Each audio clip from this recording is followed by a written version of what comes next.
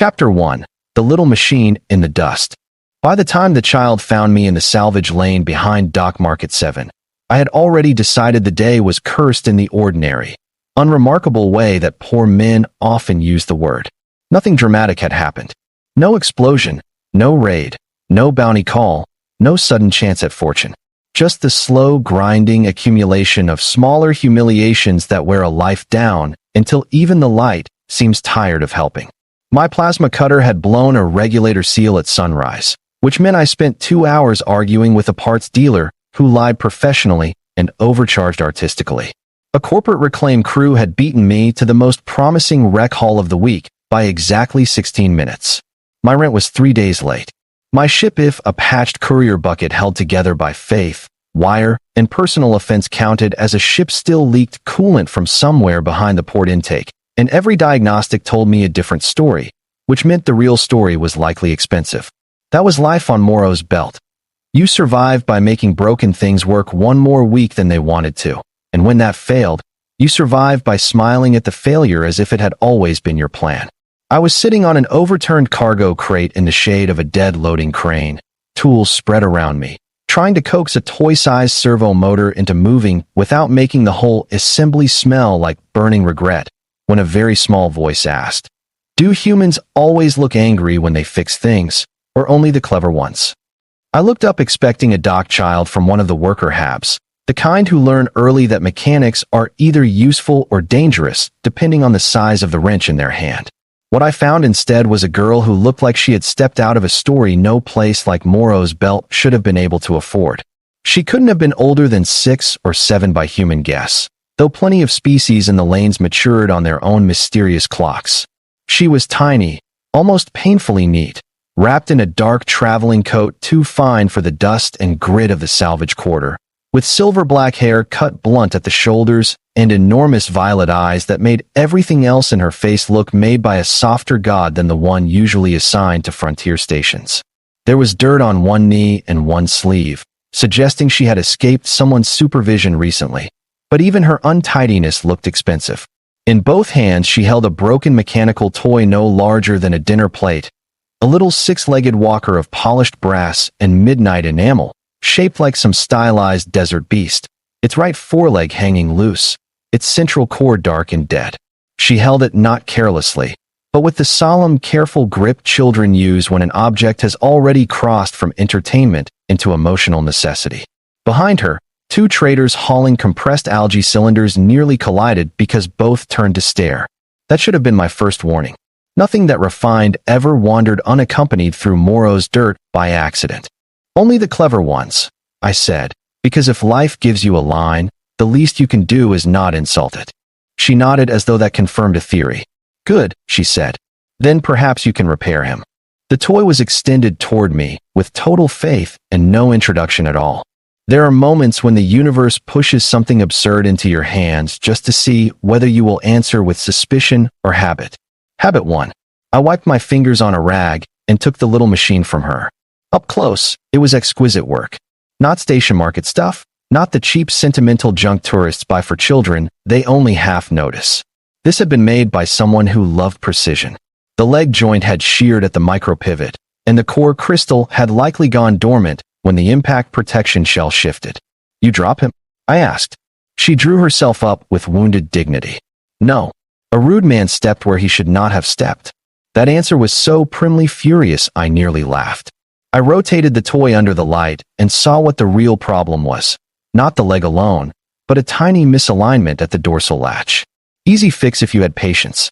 Hard fix if you had to pretend patience in front of a child who looked at you like the fate of worlds sat somewhere inside your toolkit. "What's his name?" I asked. The girl blinked once, as if surprised I understood that machines deserving repair also deserved names. "Moth," she said. "He guards me when no one else notices the corners properly." That was the second warning, though I only understood it later. I set the toy on my crate, reached for the micro spanner, and got to work while she crouched nearby in perfect silence, watching every movement with a concentration most adults only reserve for surgery or revenge. The salvage lane kept moving around us, loaders shouting, vendors lying, a coolant hawker advertising miracle seals that would fail before sunset, One drunk singing badly about a station he missed only in theory. Yet around the little square of cracked concrete where I sat and worked, the noise began to feel strangely far away. "You're not from here," I said after a minute. "No." "Lost?" "No." A pause. "Only temporary, unaccompanied." I glanced up at that. She met my eyes calmly. There was no fear in her, which was in some ways far more alarming than if she had been frightened. Children alone on stations are usually nervous because stations teach that lesson fast.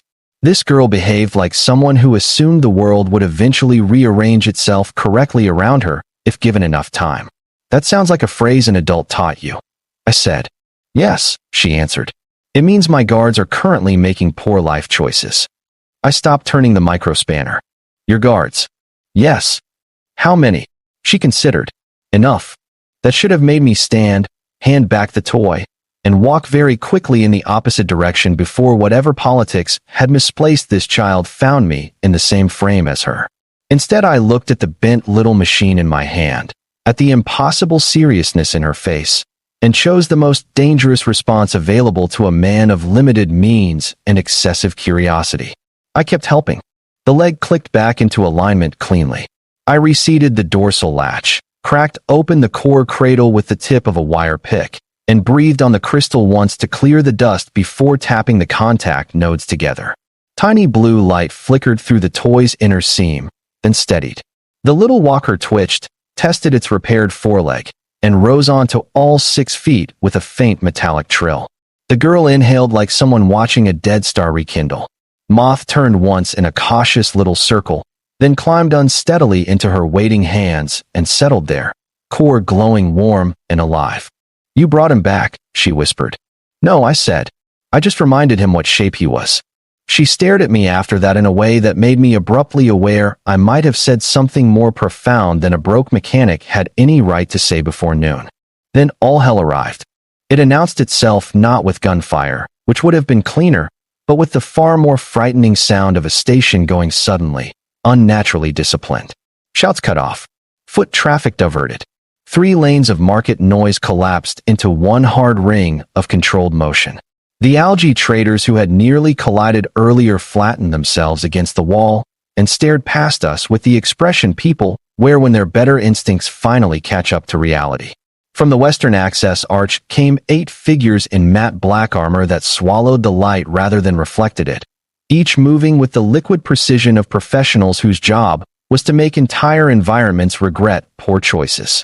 No badges. No station marks. Just the kind of presence that does not require introduction because everyone in the room understands it outranks whatever they previously believed mattered. They fanned out without visible signals, sealing every exit in the salvage lane.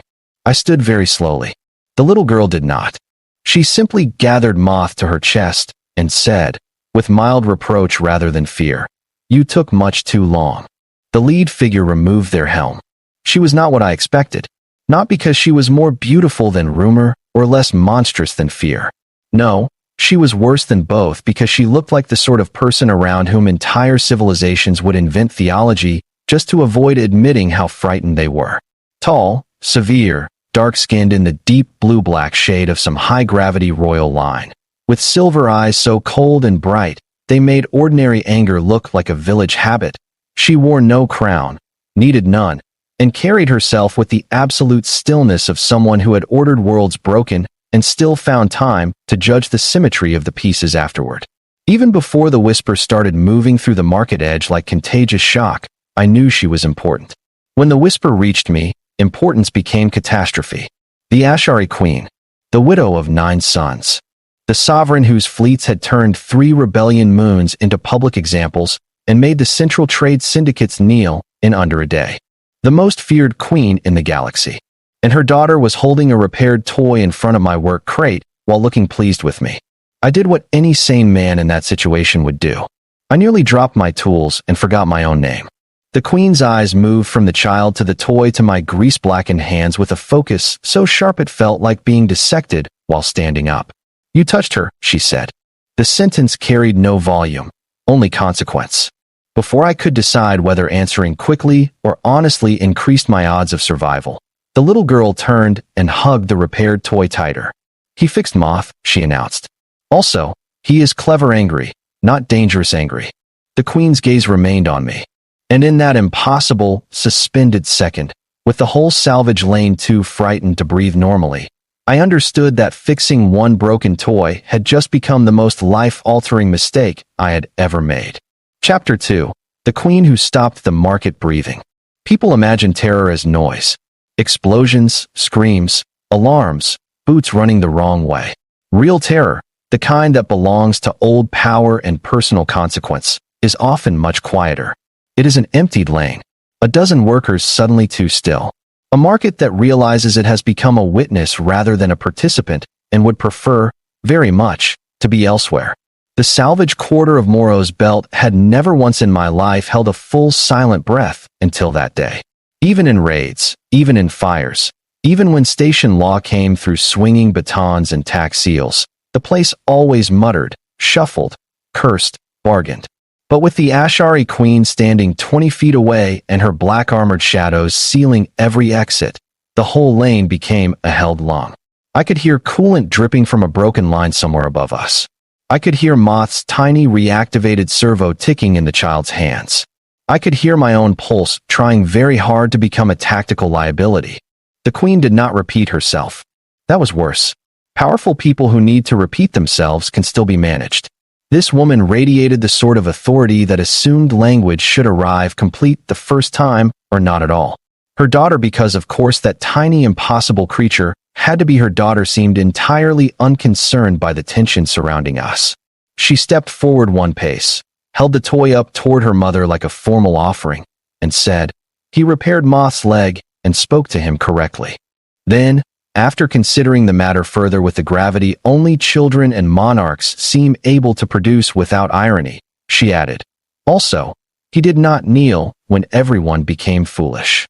That line made several of the armored figures glance at me with fresh professional interest. I resisted the urge to look around and confirm whether everyone else had, in fact, become foolish. It seemed unwise to involve myself in side commentary, while one of the most lethal rulers in charted space evaluated whether my accidental proximity to her child counted as offense, service, or prelude to disappearance. "Your name," the Queen said. "Jalen, or," I answered immediately. Lying felt suicidal. So did honesty. Honesty at least had fewer steps. "You are a mechanic?" "Salvage and courier repair. Some ship work. Mostly whatever keeps rent from becoming philosophy." A tiny pause. It was impossible to say whether the pause meant she found my answer disrespectful, amusing, or merely beneath the threshold at which she usually classified speech. Her daughter solved that uncertainty by turning to me and announcing, "I told you he was clever angry." The Queen finally looked down at the child. Not softened exactly, someone like her probably wore softness the way other people wore antique jewelry, selectively and under guard, but altered enough that I understood in one painful second the difference between public fear and private attachment. Whole worlds might know her as annihilation in regal form. To this small girl with the toy pressed to her chest, she was still mother before myth. "You are not permitted to leave your escort ring," the Queen said. "I was not leaving," the girl replied. "I was investigating." One of the black-armored guards made a faint sound behind their helmet. Not quite a laugh, and not nearly brave enough to become one. I did not move. I did not speak. My entire strategy had reduced itself to continue existing in a non-provocative shape until someone with more status clarifies whether I get to keep doing that. Unfortunately, the child had already taken a different view of my relevance. She stepped closer to me, still clutching Moth, and asked, "Will you show him how to jump properly later?" I stared at her. "Later?" She nodded. "He still favors the repaired leg when turning left. That means his confidence is mending slower than his structure." I opened my mouth, closed it, opened it again. "Your Highness," I said, because if one is going to address a child whose mother can exterminate moons, better to overcorrect. "I don't think I'm Dash." "She dislikes titles in private," the Queen said.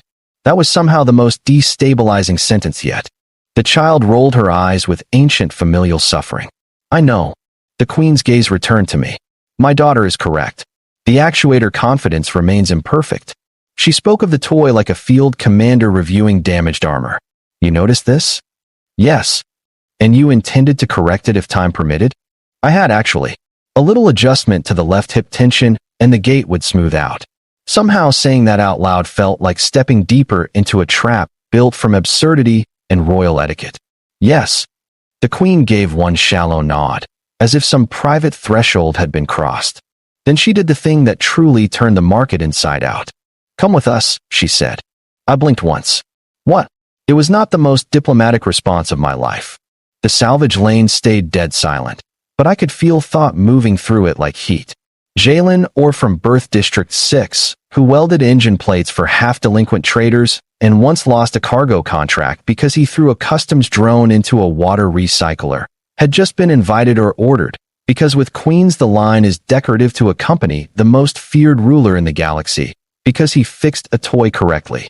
I have an engineer aboard my flagship capable of rebuilding a jump cradle from scrap, or, the Queen continued. He does not understand why Moth hesitates after repair. My daughter wishes you to explain it. Her silver eyes narrowed slightly, not in threat, but in exact assessment. You may consider this a request if that makes the transition easier for your species.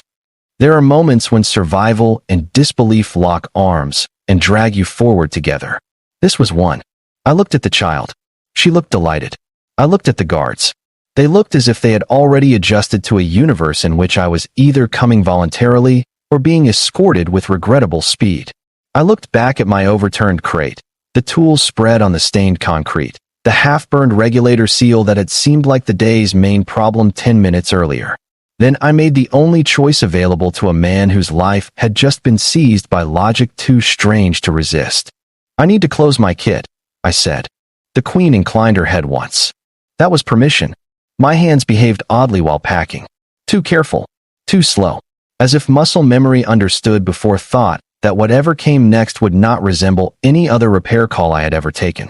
Around us, market life remained frozen at a respectful distance. No one wanted to be the first idiot to interrupt this surreal procession. The child, meanwhile, crouched beside me and watched with open curiosity. Do humans often become pale before opportunities? She asked. Only the ones with pattern recognition, I muttered. She considered that. That seems wise. The walk from the salvage quarter to the private lift, well, felt like moving through somebody else's dream of hierarchy. The guards formed a silent diamond around the Queen and child, and by extension around me, which was perhaps the most unnerving honor I have ever received. Workers flattened themselves to the corridor edges.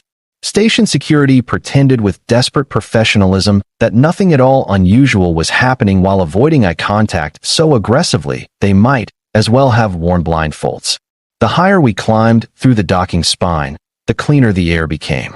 Less rust, less sweat, more recycled perfume and sealed climate control. By the time the lift opened onto the royal mooring deck, Morrow's belt no longer smelled like my life.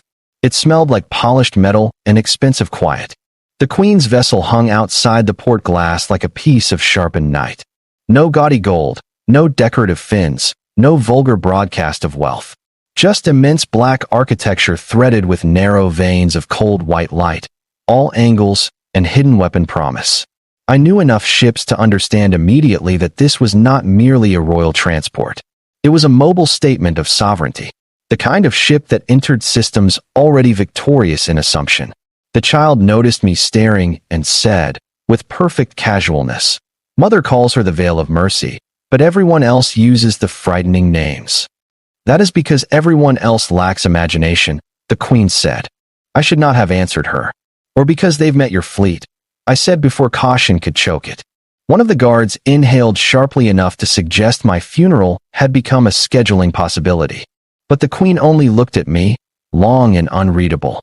Then, to my everlasting confusion, the corner of her mouth moved by the smallest fraction. Perhaps, she said, that should have comforted me. It did not. Because humor from power like that is more dangerous than anger. Anger is bright. Humor means you have become interesting. And as the boarding bridge sealed behind us and the black ship swallowed the last familiar sight of the station, I began to suspect that fixing the toy had not been the true turning point at all. The true turning point was that her daughter had chosen me first. The Queen, I was starting to understand, was simply adapting to the consequences. Chapter 3. The Child, the Queen, and the Shape of a Machine Heart. The inside of the Veil of Mercy looked less like a ship than like a civilization's private opinion of itself rendered in architecture. I had expected extravagance, marble corridors in space, useless gold, ceremonial nonsense welded to military superiority. Instead, I found restraint sharpened into intimidation. Dark walls smooth as still water. White light sunk into the seams rather than displayed. Floors that gave just enough beneath the boot to reveal hidden engineering without insulting elegance. Everything aboard the vessel had the same unnerving quality as the Queen herself. Control so complete it no longer needed decoration to prove power. Even the silence felt curated. Not empty, but deliberate. Voices never echoed. Machinery never intruded. Somewhere deep inside that enormous black hull, reactors undoubtedly roared like captive suns, but all I heard was the soft rhythm of our footfalls and the small metallic click of Moth adjusting himself in the princess's hands. Princess. I only allowed myself the word once the dock hatch had sealed. Before that, she had remained a child with a broken toy because that version of reality had been survivable. Now, escorted through the private decks of the most feared queen in the galaxy, survivable reality had become less modest. The little girl who still had not actually given me her name walked beside her mother with one hand tucked casually into the queen's sleeve, as though universal terror and maternal companionship were completely compatible states. She glanced up at me every so often, checking not whether I was obedient or impressed, but whether I was still properly paying attention to Moth's gait. That detail unnerved me more than the armed escort. Armies and queens I understood as categories. A child trusting me with the emotional physics of a toy after 10 minutes of acquaintance was a much stranger danger. They brought me not to an interrogation chamber or some humiliating waiting room, but to a workshop. That, perhaps, was the first sign I was not in immediate trouble. Real trouble with sovereign powers usually begins under lights, with chairs designed by people who hate the spine. This room was something else entirely. Broad, warm, full of articulated benches, precision tools, suspended hollow schematics, open machine hearts, and the gentle smell of oil and ionized copper that belongs only to places where things are repaired because someone still loves function more than prestige. An elderly man in a sleeveless technical harness looked up from a dismantled drone body as we entered. He was human, to my surprise, white-haired, heavy-browed, and carrying that exact species of exhausted contempt only senior engineers and gods of minor underworlds ever manage convincingly. He took one look at me, then at the child, then at Moth, and said, "So this is the mechanic." The Queen gave the slightest nod. "This is Jalen or Jalen. This is Chief Engineer Tomas Rel. He has been failing my daughter all day." Rel snorted. "I repaired the fracture." "You restored motion," the Queen corrected. "Not trust." The engineer looked at me then with open curiosity sharpened by professional insult. "You told her that?" I said the structure remembered the wrong shape. I answered before I could think better of it. His eyes lit. "Good. Finally, someone on this ship has language." The child brightened visibly. "See? I chose correctly. There was apparently no surviving that sentence with my previous life intact." Moth was placed on the central bench like a patient under state care. Rel had indeed repaired the mechanical toy beautifully, if beauty were measured only in alignment, polish, and proper operational output. But the little walker hesitated when turning left, not from remaining damage exactly, but from a microscopic imbalance in the behavioral gyros tied to the pain memory loop. It was common enough in working machines if you knew to watch for it. Objects built with responsive adaptive cores don't simply return to factory innocence after impact. They remember instability. They compensate badly. They distrust the movement that hurt them once. Most owners never notice. Children always do. I explained that as carefully as I could, while Rel listened without interrupting, and the Queen watched from the far side of the bench with the same impossible stillness she seemed to bring to every room. Her daughter, meanwhile, leaned on the work table so intently that one of the guards shifted as if to pull her back, then thought better of it when the Queen did not move.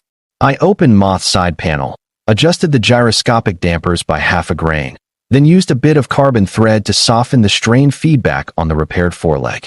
"There," I said after a moment. "He needs to feel the turn complete cleanly before the caution loop quiets." The child set Moth down. The little machine walked, paused, then turned left in one smooth, elegant sweep and let out a tiny trill of apparent satisfaction. The room, absurdly, changed around that sound. The princess laughed, not the careful public laugh I'd heard in the salvage lane, but a bright, delighted burst that belonged to a child and not to anyone's political terror. The guards relaxed by imperceptible fractions. Rel muttered, "About damn time." And the queen, who had until now existed for me as composed threat given humanoid form, exhaled once and closed her eyes very briefly as if some hidden strain had released.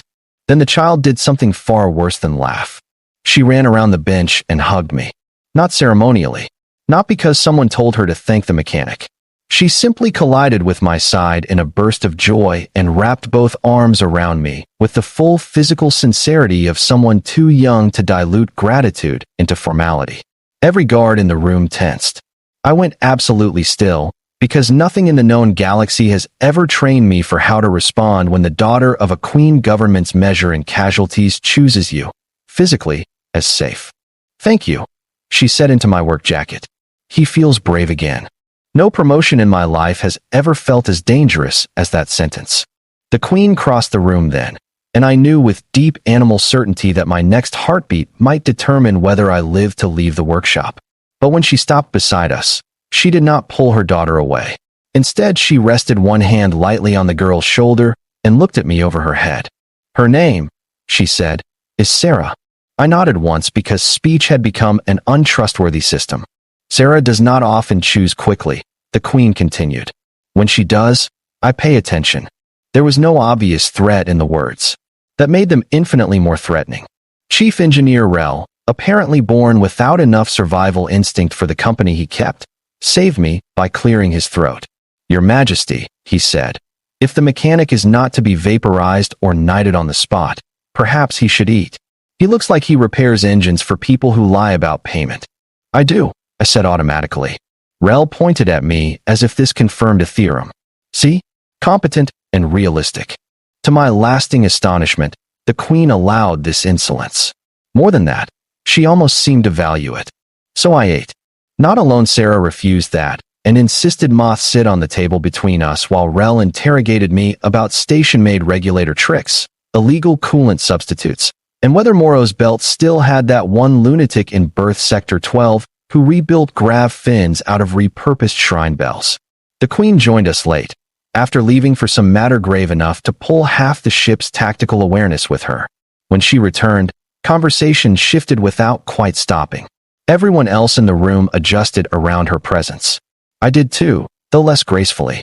She sat opposite me and watched Sarah explain, with great seriousness, the emotional dimensions of Moth's recovery, as if I were part of an internal tribunal on machine confidence.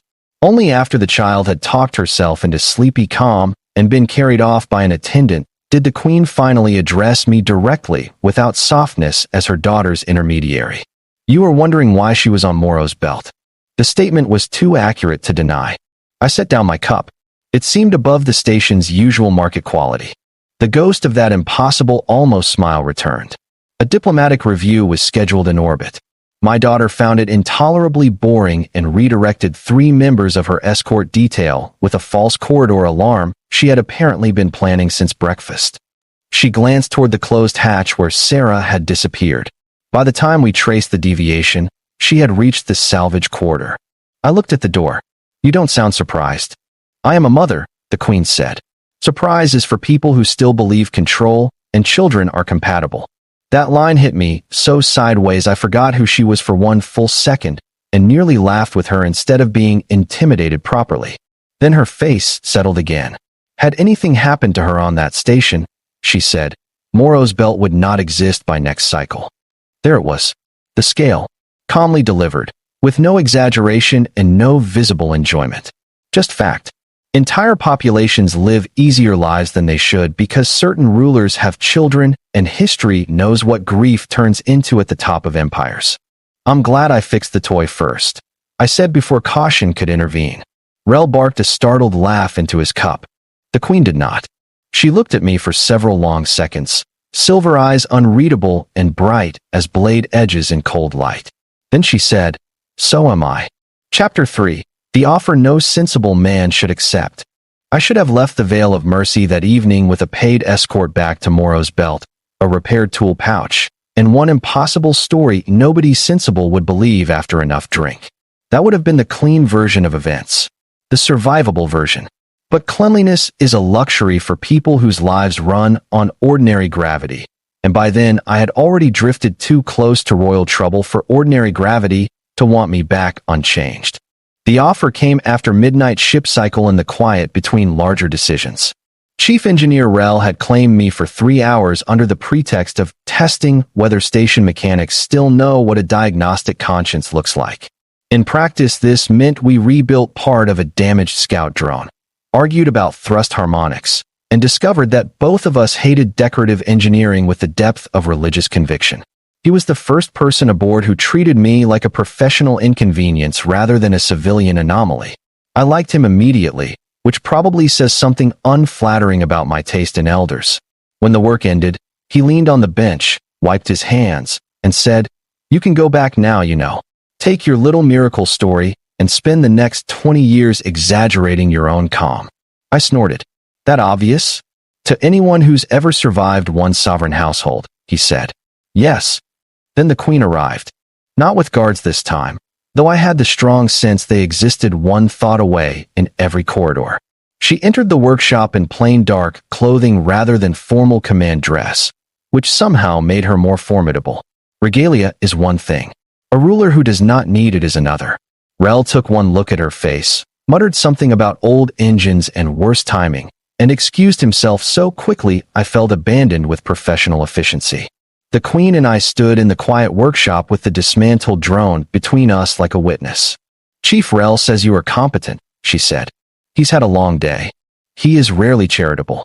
I folded the cleaning cloth in my hands because doing nothing with them felt like inviting visible nervousness. What exactly is happening right now? Her gaze moved once over the workbench, the tools, the repaired toy now resting on a high shelf beside a cluster of diagnostic crystals. "My daughter's primary machine attendant resigned yesterday." I blinked. "Over the toy?" "No." Another fractional pause. "Over the fact that my daughter disabled 3 escort protocols, escaped a royal corridor ring, crossed an unsecured station sector, and then trusted a stranger with something precious to her. The attendant believes this proves his failure. He is not entirely wrong." I waited. That was wise. Powerful people often continue if not interrupted, especially when the subject is something they do not often phrase aloud. "Sarah has become difficult to contain by ordinary methods," the Queen said. "She is intelligent, inventive, and less impressed by fear than most of the adults around her. What she values completely. What bores her, she escapes." A faint exhale. "She decided in one afternoon that you understand a thing several specialists have failed to grasp for months." I looked toward Moth on the shelf, then back at her. "This is about a toy." "It is about my daughter," she corrected. And there it was again, the private gravitational field beneath the public one. Whole systems feared this woman for fleets, judgments, and punitive campaigns. None of that burned as hot in her as the matter of her child. "She has asked for you by name," the Queen said. "Twice before sleeping and once after pretending not to be awake. That should not have mattered to me as much as it did." "She will forget by morning," I said. "No," the Queen replied. "She will test whether I disappoint her." I had no answer to that. The workshop hummed softly around us. Somewhere deeper in the ship, something changed shift in the engines. I became aware, all at once, that whatever she said next might alter my life in ways no practical station instinct could properly price. "I would employ you," she said. "There are offers, and there are gravitational events disguised as sentences." "Employ," I repeated, because repeating powerful people's words buys time and occasionally reveals whether they were serious enough to endure hearing themselves. "Machine steward to the royal nursery levels," she said. "Special focus on adaptive devices, independent play systems, and supervised technical instruction for the Crown Princess." A beat. "You would receive rank immunity aboard this vessel and any sister craft in my line. Salary sufficient to make Morrow's belt seem an offensive memory, quarters, and exit rights under formal contract. Your employment would be by my seal, not by court faction." I stared at her.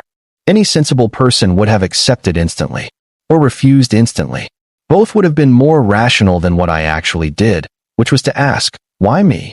She answered immediately. That should have frightened me too. Powerful people usually make you work for sincerity. Because you fixed what everyone else tried to replace, she said. Because you spoke to a machine as if function and feeling were not enemies. Because my daughter came back from your company calmer than she has been in weeks. Her silver eyes held mine without mercy. And because you did not kneel out of fear or reach upward out of greed. Those are very rare qualities near a throne. The correct move then was probably silence. Instead, I asked the second incorrect question in a row. And the incorrect quality? One corner of her mouth moved. Not amusement. Recognition. You are still arrogant enough to answer me like a man rather than an institution. I let out one startled breath that almost became laughter. Your Majesty, I repair broken things for people who lie about coolant. Arrogance is part of the trade. She stepped closer then, not seductively, not threateningly, simply enough that the conversation became undeniable. I am offering you a life with danger in different clothes, she said. My court is not kind. My enemies are inventive. Affection from my daughter will place you in the sight line of people who calculate power through what can be reached. If you accept, understand that no amount of salary buys ordinariness afterward. The thing was, I believed her. More importantly, I believed that this was the closest thing to honesty such a woman could probably offer anyone outside blood. I also knew, in the ugly practical engine room way my mind really worked, that if I said yes, my life would become irretrievable. No more patchwork station contracts. No more anonymous docs. No more drifting under problems until rent or rust made decisions for me. Instead, a queen's ship, a child with terrifying instincts for attachment, a court full of predators and silk, and dangers so refined they would probably quote law while killing you. I should have said no. Then I remembered Sarah in the salvage lane, holding Moth like a whole emotional world had cracked along with the toy's foreleg. I remembered the relief in her voice when he walked again. I remembered, too, what the queen had not bothered to conceal, that beneath all her famous fearsome grandeur was a mother trying, against the scale of empire and her own frightening competence, not to fail the one person in the universe whose disappointment actually mattered to her. Most disasters in my life had begun because I confused pity with purpose. This wasn't pity. It was something much more dangerous. It was that I wanted to say yes. So I did. The queen did not smile. She extended one hand instead, not delicate, not ornamental, but steady and marked faintly by old blade scars at the knuckles. I took it. Her grip was warm and strong and entirely devoid of the false softness rulers sometimes use when purchasing loyalty. Then serve well, she said, and do not teach my daughter too many station habits. No promises, I said, because apparently survival still had not taught me enough reverence. This time, unmistakably, she almost laughed. By morning the contract was sealed. By afternoon half the ship knew. By evening I had quarters on a royal vessel, a clearance band that made lesser officers stop speaking when I passed, and a tiny mechanic station annexed beside the nursery levels where 3 broken puzzle drones, 1 educational star map globe, and Moth himself awaited what Sarah called proper future attention. She received the news of my staying with the solemn delight of a child who had predicted the universe correctly and considered that less surprising than adults always did. You see, she told Moth while I unpacked my tools. I chose the right one. That should have been the strange part. It wasn't. The strange part came a week later, when I finally understood the full shape of the danger I'd accepted. Not from assassins or court politics, though those arrived in due time. Not from the queen's enemies taking interest in the station mechanic who had been invited upward into impossible company. No, the real danger revealed itself one quiet cycle when Sarah fell asleep in the workshop corner with Moth cradled against her chest, and the queen came to retrieve her. She lifted the girl with practiced ease, looked at the repaired toy, then at me, and said in a voice low enough that only the machines and I could hear, "She trusts you." 3 words. Whole wars have begun on thinner claims. And standing there in the dim workshop light, with the most feared queen in the galaxy holding her sleeping daughter as if power itself had no meaning compared to that small weight, I realized what no one on Morrow's belt would ever believe if I told it badly. I had not simply fixed a broken toy. I had been noticed. By the child first, and by her mother immediately after. The toy had only been the opening mechanism.